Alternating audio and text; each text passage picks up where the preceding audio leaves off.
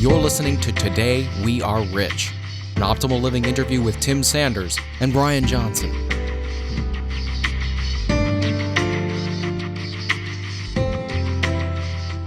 Hi, this is Brian. Welcome back to the Optimal Living interview series. Today, I'm thrilled to be chatting with Tim Sanders. Tim changed my life.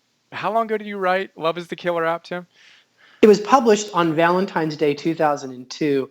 I began writing it about 3 years earlier, 1999. Okay. Well, I think I read it very shortly after it came out, and it just changed my life in many ways. I mean, a lot of what I'm doing these days with the Philosopher's Notes was catalyzed by you in that book in basically telling us how to read a book and how to be a love cat and just be a good person, dropping wisdom bombs and all that good stuff.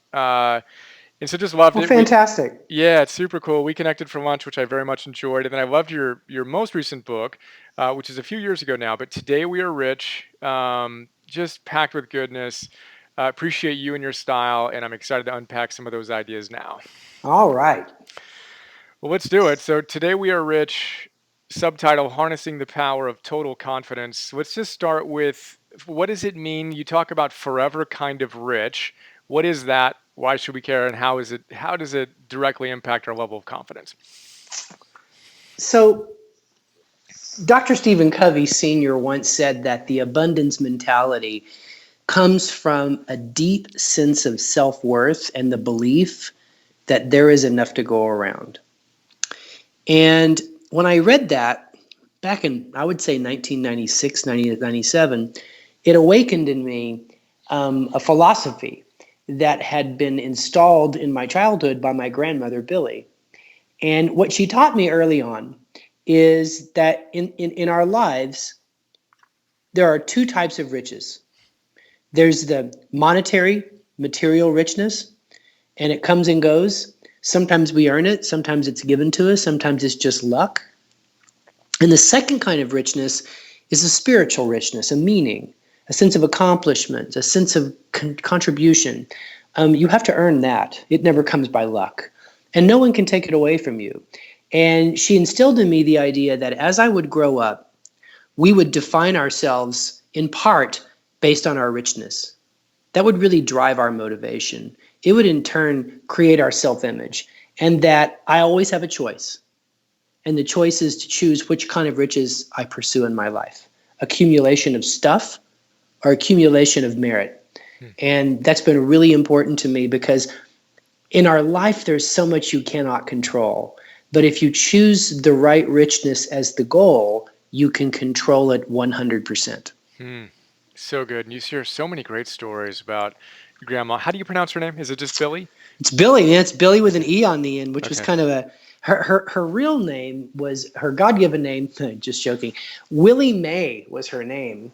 And M-A-E, is a really classic Southern name. And at some point in her young adulthood, she changed it to Billy with an E on the end, B-I-L-L-Y-E. That's so great. Yeah, and you shared the story about her sharing when you guys didn't have a lot as you're growing up, and yet she had enough to give to someone who had a greater need, and just kind of having that. We're rich now, right? Well, when I came into her life, she was 53. She was in a very unhappy marriage, her second. It had been going on 20 years. You have to understand that back then in the mid-'60s, going on a second failed marriage is a really big deal in Clovis, New Mexico, West Texas. That's a really big social scar, if you will. So she took me in. My mother couldn't or wouldn't take care of me, so Billy decided to raise me. And less than a year later, her husband left and took her two teenage boys, as well as the money out of the bank account, and left her with a lot of debt. So we were really, really getting by, day to day. But she continued the habit of giving every week. It was just an obsession of hers to find something she could do for someone every week. A meal she could make. She used to make food. We'd eat a little bit, and then the rest would go out for hot plates for people that were invalids. They used to call it Meals on Wheels. You volunteered for it. You supplied the food. She'd go do sewing. She really instilled in me the idea that every week you got to give, because giving is a practice. It's not an occurrence. And I think Brian, that's why years later, as I became an adult professional and I saw a huge field of merit. That's a veiled Buddhist reference. I saw a huge field of merit, all these people I needed to help in my business life. That's when I found that I needed to focus on giving away intangibles, my knowledge, my network of relationships, my compassion. That was something that kind of occurred to me because I watched how difficult it was for Billy to scale her weekly generosity program in terms of things that cost money or required physical resources. Mm-hmm. But anyway, it was a habit for her. It was an incredible source of personal satisfaction for her. She was as focused on weekly giving opportunities as the average person is these days is focused on, say, going to the gym, or something like that. So that was just something she ingrained in me early on. Yeah, really cool. Um, tell me, tell me about confidence. I want to hear kind of your definition of confidence. So confidence is your belief that you're going to be successful in a given situation. I do not prescribe to the notion that a person has a general sense of confidence. That's like that would be absolute and that would be foolish, right? So if you'd say, well, I'm just a confident person in general, my answer is then you haven't had enough challenging experiences, right? So there are things I have a high level of confidence in, and honestly, Brian, there are things that I lack confidence in. The trick is to make sure the things I've got to be able to do that matter, I have confidence in, Mm-hmm. right? So if I'm going to be a parent, I've got to be confident about being a parent.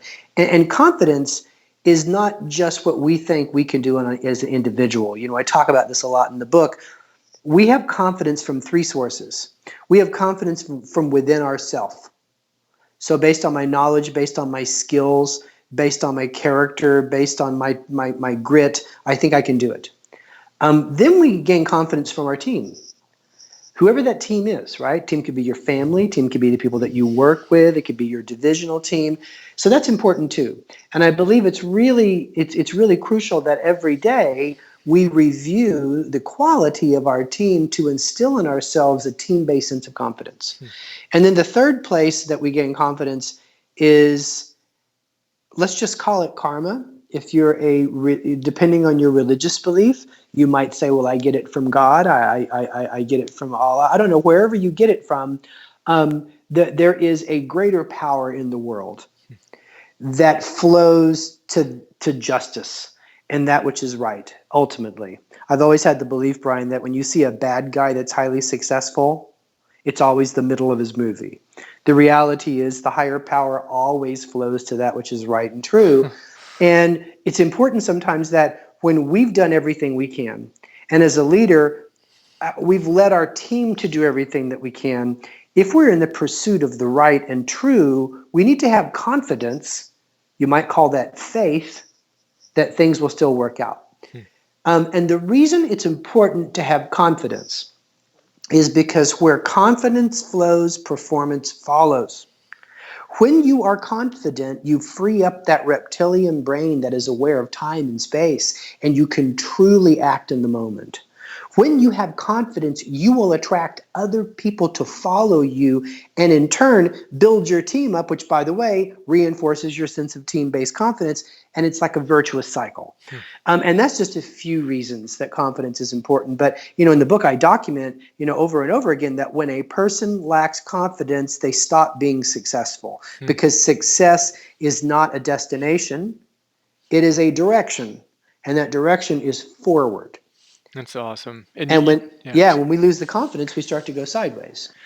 That's amazing. And you talk about, when you stop doing certain things. You have a great story in there about a guy that you mentored who was really successful and he was having some tough times. And you talked to him about, well, what were you doing when you were really crushing it that you're not doing now? Can you tell us about that and the importance of daily practices? Absolutely. So let me interchange for the moment confidence with positive thinking, right? So positive thinking is similar.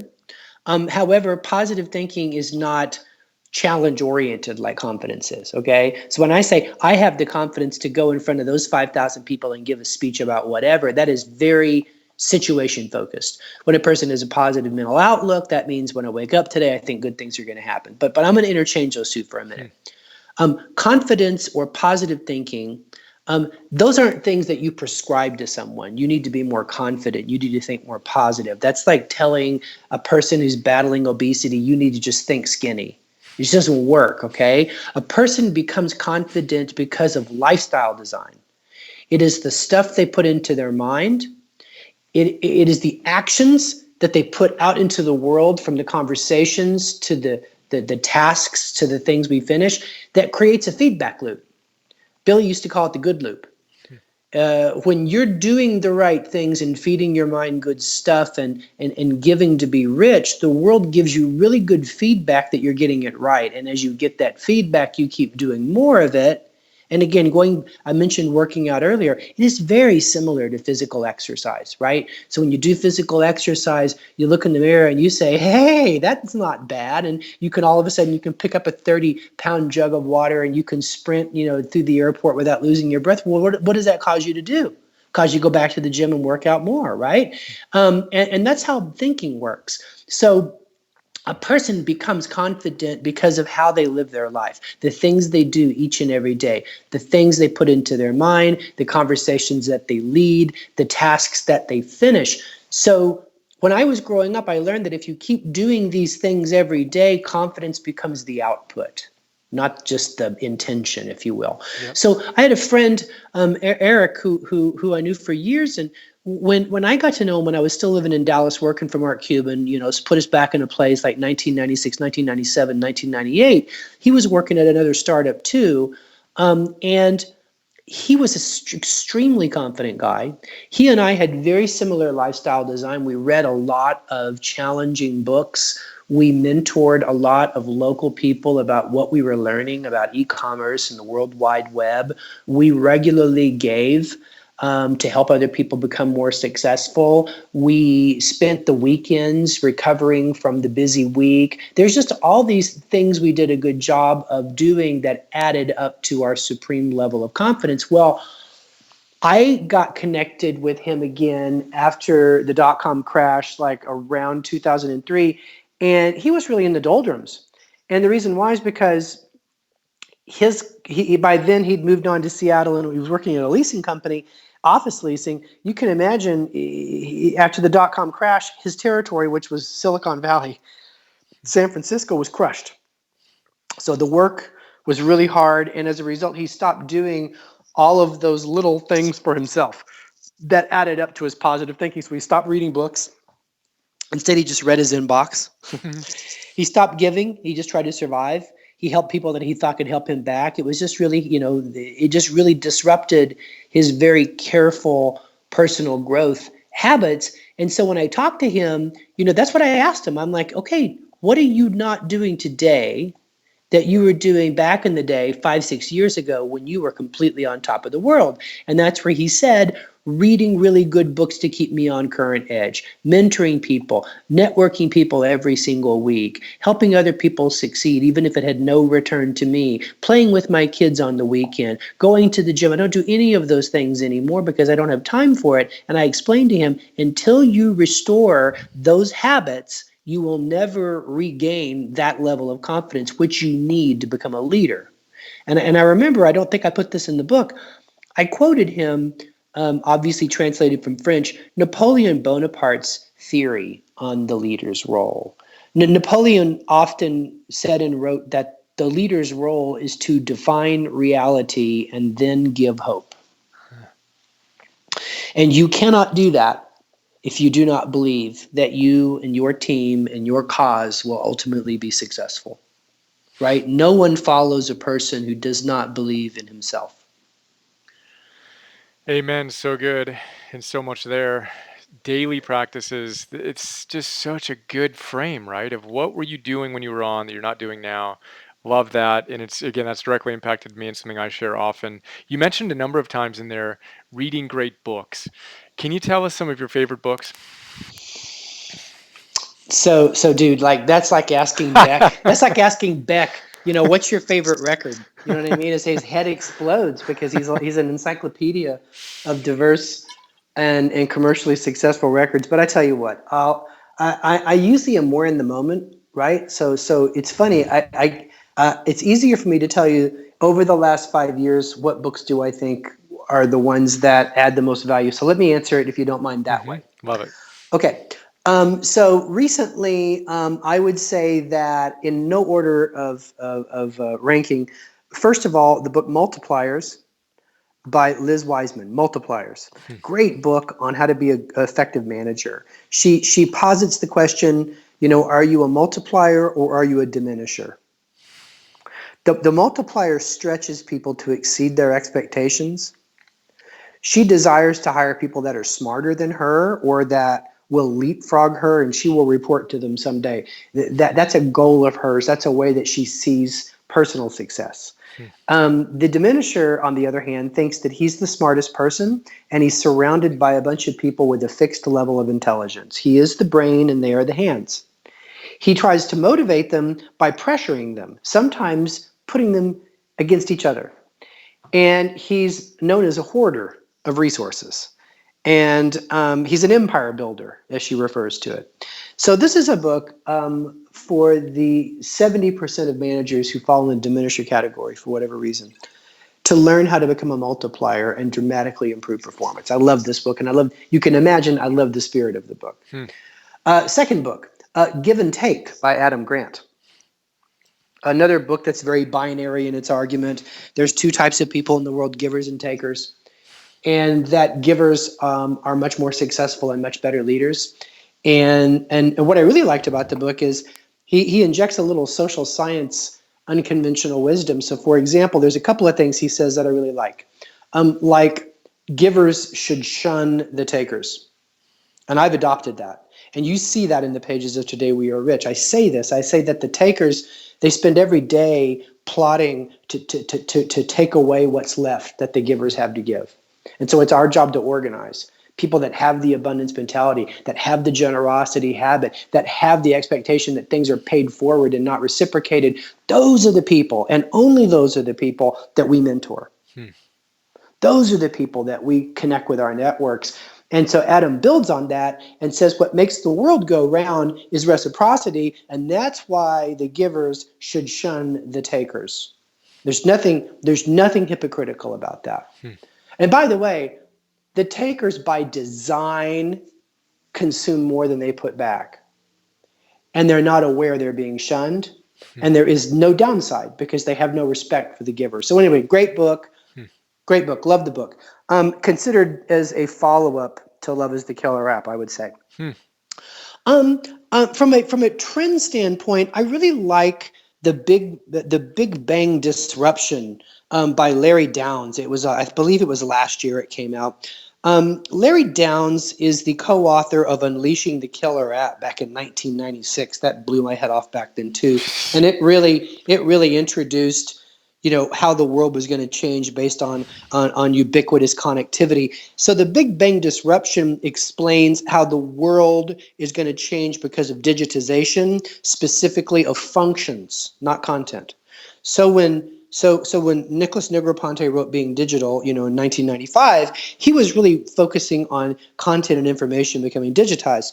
But what Larry Downs looks at is he looks at the vaporization of physical stuff in our world by digital technology, right? So the most obvious examples are the bucket of gear that I no longer use because there's an app for that. I don't have an egg timer. I don't have an alarm clock I carry on the road anymore. I don't have a guitar tuner. I don't have a GPS player. I don't have a dedicated iPod, and the list goes on and on and on. All of these things, Larry said, have been disrupted by appification, vaporization, and then he predicts into the future things like 3D printing will make that even more profound. And I like the book. It's one of the more relevant tech trend books of the last few years, and he's one of the greats. So that's a third recommendation. If I were to give you a fourth recommendation, it is an extremely current book that's only been out for about a month. It's called Team of Teams by I believe it's General Stanley McChrystal, but it's called Team of Teams. He led a very large force in Desert Storm. He learned that the secret to winning against a network, of which, of course, obviously the terrorists operate in networks. They don't operate like the military does. And he says it takes a network to beat a network. That's what he learned. So he took his huge fighting force and broke them down into small teams of teams, very small, very agile fighting forces. And when he retired from the Army, as he began to speak about his experience as a leader on the corporate lecture circuit and then to confer with a bunch of business people, it occurred to him that many corporations are competing against networks, be they app, cloud-based, whatever, crowd-funded, whatever, that we're up against networks as most businesses, whatever you do, and that if you learn to create a team of teams, as opposed to divisions and silos, you can absolutely win. And it's a really contemporary view on leadership strategy. So there's a gamut of several books that I all find super interesting. And then I will pivot and I will tell you a fictional read that I love. It's very old.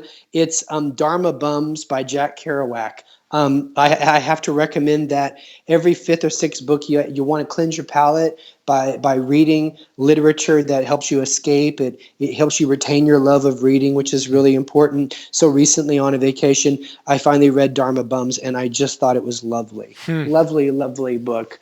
And Jack Kerouac is an interesting mind to crawl inside, especially if you've gone on to read, Burroughs or any of those other guys, even Vonnegut, et cetera. They're all deeply influenced. Oh, there's one more book I'll tell you about. Okay, here's one more book. And this is for the listeners. This is a bonus.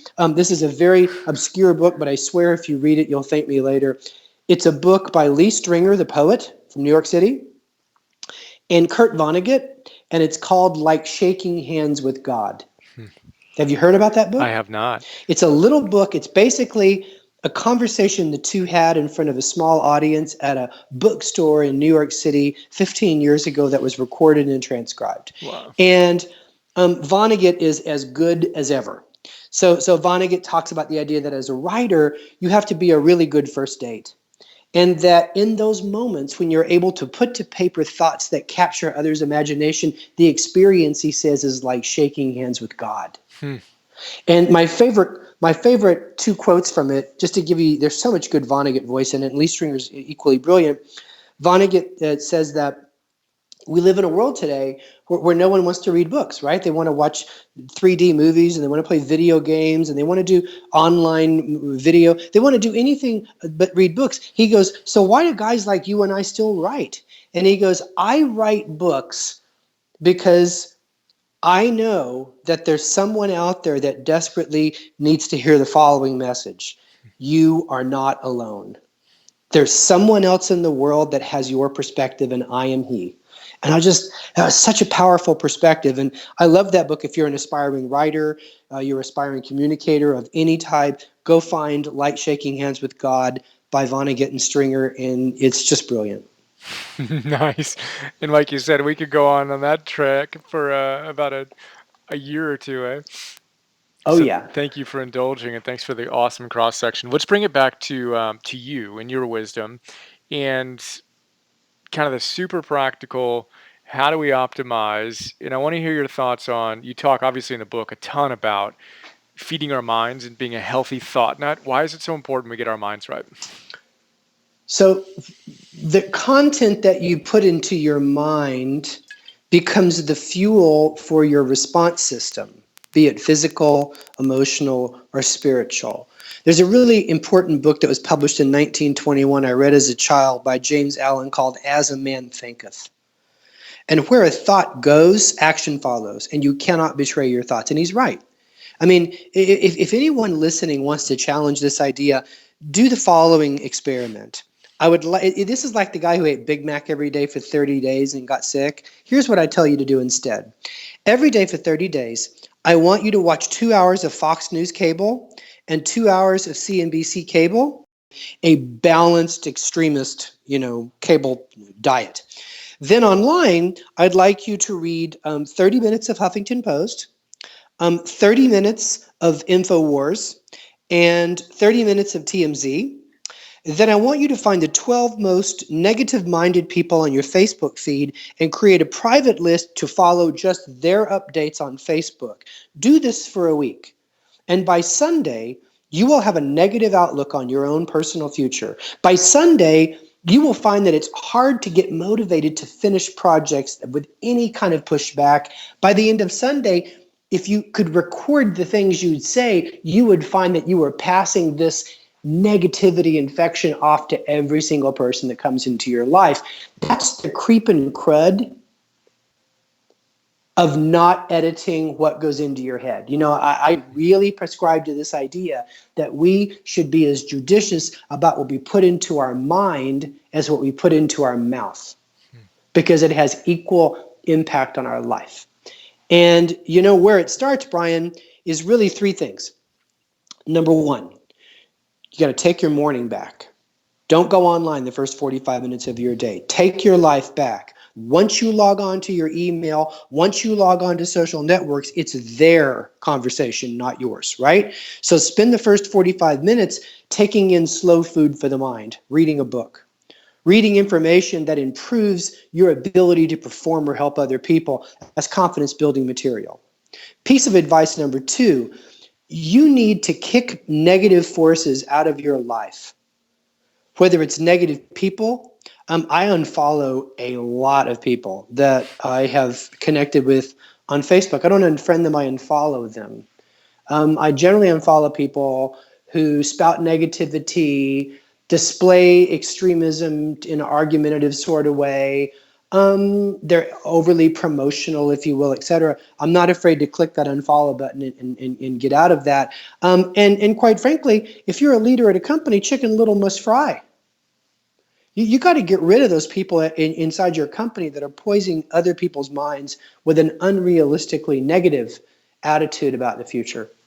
And then the third thing you got to do is create a mastermind group, which I've done several years ago. And a mastermind group is a limited number of sources for relevant information that you trust, that have no motivation to scare you. And you have to understand, most commercial media, I mentioned cable news, a lot of blogs, they're all link bait. This comes from Ted Koppel. He used to teach broadcast journalists that a good television news story has the ladle dropper effect. That's where mom drops her ladle in the soup to run in the living room to catch the rest of the story. That's the motivation. A mastermind group says, I want people who don't care about clicks. Right? So for example, I've always loved, for those reading technology, Pando Daily is great. Yeah, it's pay for, but the motivation is good journalism.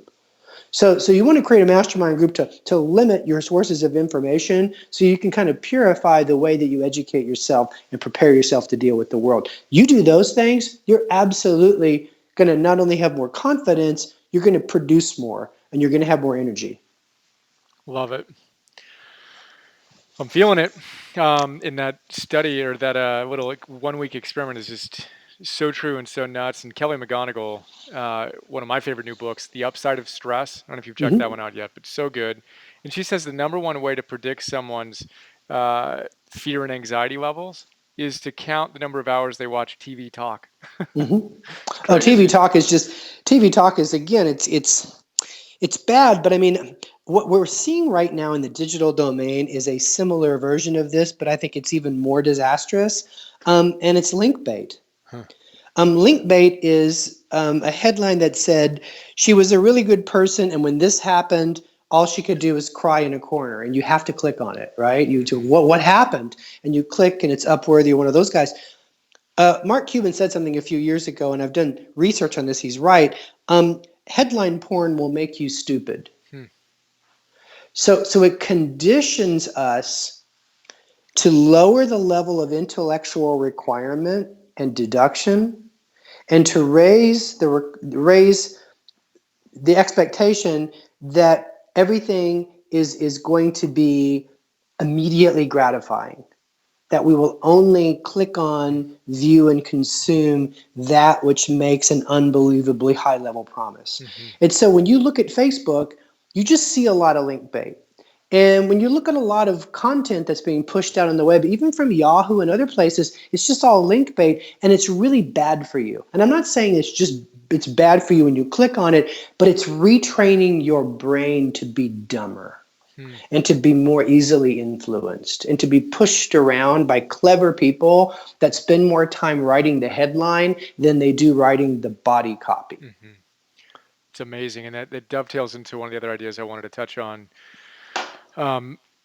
it's that instant gratification pull to it too that dumbs us down, right? It moves us away from something you talk about a lot in your work of persistence and just Mhm. showing up. So talk to us a little bit about persistence, and then I want to wrap up with a little bit more on just your personal practices and kind of go from there.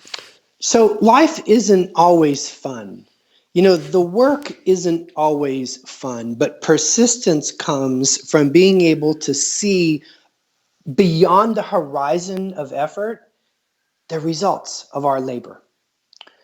And persistence then is our ability to be okay with the sweaty, maybe stressful, maybe brain taxing work that we have to do to finish something.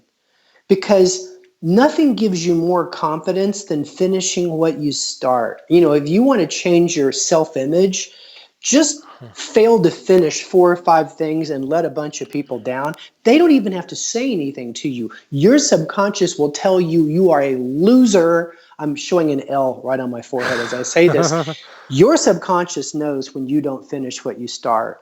And that crushes a person's confidence, I think, more than external conditions like losing everything that you have. Wow, that's Because when good. you lose your self respect, Hmm.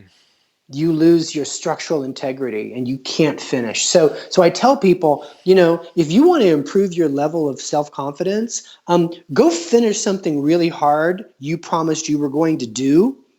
And if you can't do it, then be a man, be a woman, Hmm. put your big girl pants on, put your big boy pants on, and go tell that person why you can't finish it face to face. No excuses. And be willing to pay the price for letting them down. Accountability, Brian, is so critical. But the problem again is that it's one thing to talk a good talk, Hmm. about finishing, but it's another to maintain that level of persistence. And again, one of the hacks I've come up with is that you have to constantly remind yourself of the goal while you're doing the work, Hmm. not in between. Everything about that is awesome. Promise keeping ratio came to mind, and I think you quoted Yeah, Norman Vincent Peale yeah. that one should carry out one's promises as quickly as a parent would carry out a screaming child out of a movie theater, or something to that Immediately, effect. right. Mark Yeah. Twain, right? Oh, is it? Promises are like crying babies in a theater. They should be carried out at once.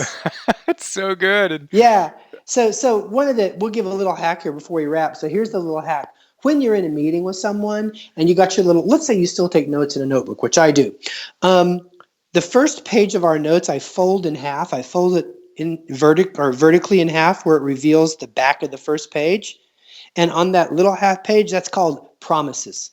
So when I'm in a conversation with you, I might write a bunch of things down you say, but occasionally during a conversation, Brian, I say, well, I'm going to go do this. hmm. I'll go find that out, etc. We stop the meeting. I write down my promise. The last few minutes of every meeting, I make sure we're clear on what I promised to do, and that's my follow-up email to you. Hmm. And I schedule those promises. If you create a system for keeping your promise, you'll do a better job keeping Hmm. your promise. And That's awesome. again, that feeds your mental image that you are a person of your word. That's so important to your overall perspective. Genius.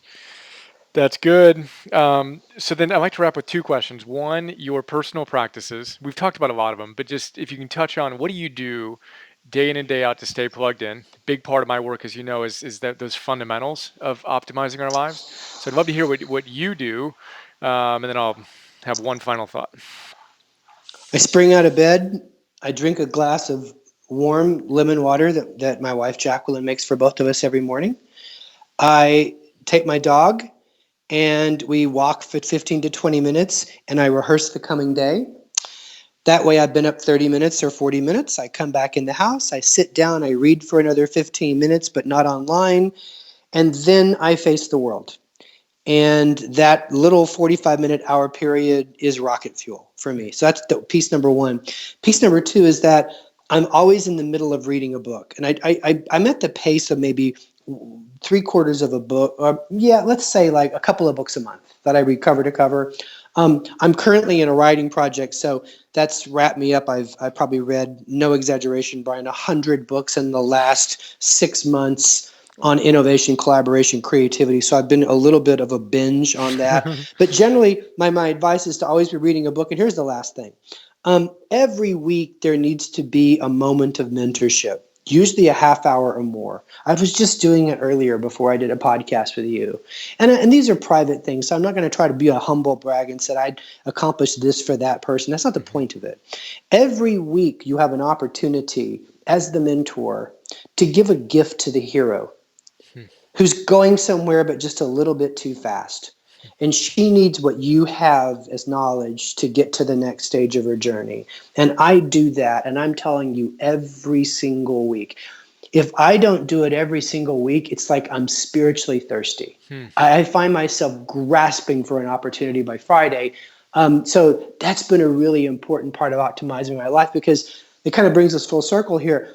Nothing makes you more humble than attempting to mentor someone who's going places quickly in life, especially if they're a lot younger than you, because the reverse schooling happens every single time. Or as Stanley Marcus Jr. taught me when he mentored me, if you get the process of mentorship right, and then you empower the hero to give back, he said, you will never get dumber by making other people smarter. So that's a really important part of the formula for me. And I hit the gym. You might not know this, but I go to the gym 3-4 times a week. And, Norman Vincent Peale says you are a mind with a body. So I think a lot about that. And I've been trying to live much healthier over the last few years. That's awesome. One of the things we didn't talk about, which I appreciate you bringing us back to, is that helper's high. I mean, that's basically what you described, right? The mentoring and that feeling you get, and it starts to wear off, 3, 4, 5, 6 days in, and give yourself that opportunity to get it back. For those of you that would like to research this concept of helper's high, go to twar.com/420. 420. Every April 20, I celebrate helper's high. The idea that when you are generous with a person, especially in service, especially to those that cannot help themselves, you can look back on what you did 2 weeks later and experience a rush of dopamines and endorphins. And there's really good research behind it. And there's just no drug or alcohol that can possibly possess the high and the longevity of the high and the high memory like giving can. It's a wonder drug. So good. Thank you for sharing that. Such good practices. And it brings us to the last question I like to ask. What's the one thing, if you could only share one piece of wisdom with people passionate about optimizing their lives and making a difference in the world, what would that one piece of wisdom be? Everywhere you go, bring a gift. In my case, I'm effusive with tips, advice, recommendations. Everywhere I go, that's my gift. What is yours? Is your gift encouragement? Is your gift sympathy? Is it empathy? Whatever it is. Billy, my grandmother, used to like to have a couple of pieces of butterscotch in the front pocket of her dress for little kids, because she felt like everywhere she went, she was someone's guest in the world. And so she always brought a gift. And you'd just be surprised what kind of programming, always bringing a gift to a conversation, always bringing a gift to a meeting of some sort, hopefully intangible. It'll change you as a person to do that and to follow that advice. Amazing. Tim, thank you so much. I appreciate you and your wisdom and you taking the time today and just who you are. Just awesome. So thank you. And where can people go to find out more about you and what you're up to? So I'm Sanders Says, just like Simon Says, but Sanders Says on all social networks, and also sanderssays.com is my blog. Right on. All right. Thank you, brother. Thank you, Brian. We hope you enjoyed this Optimal Living interview. Please visit brianjohnson.me for more.